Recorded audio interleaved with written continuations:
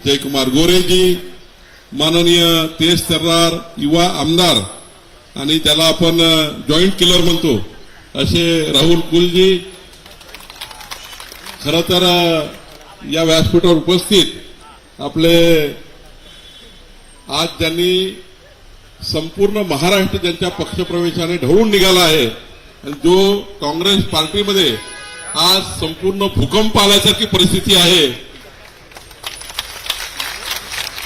आज मी नाव सांगत नाही, पण एक नेता काँग्रेसचा मला रोज फोन करायचा 4 दिवसापासून. नाव सांगणं उचित नाहीये, संग्रामच्या बरोबरीत काम करणार आहे. तिकडे विदर्भातल्या, इकडे नाही. खरंच संग्राम येतो आहे का, खरंच संग्राम येतो आहे का, खरंच संग्राम येतो आहे का. पुढे संग्रामनी संग्राम जिंकलाय आणि नक्की तो भाजपमध्ये येणार आहे. त्यामुळे मी ते अत्यंत डिमॉरलाइज झाले. त्यांना वाटलं होतं की संग्राम जाऊ नये, पण शेवटी मी सांगितल्यावर मग त्यांना असं वाटलं तर गेलाच आहे संग्राम, तर आता आपल्या पक्षाला काहीतरी फेस सेव्हिंग केलं पाहिजे म्हणून काल परवा संग्रामच्या विरुद्ध काही लोकांनी भूमिका मांडली.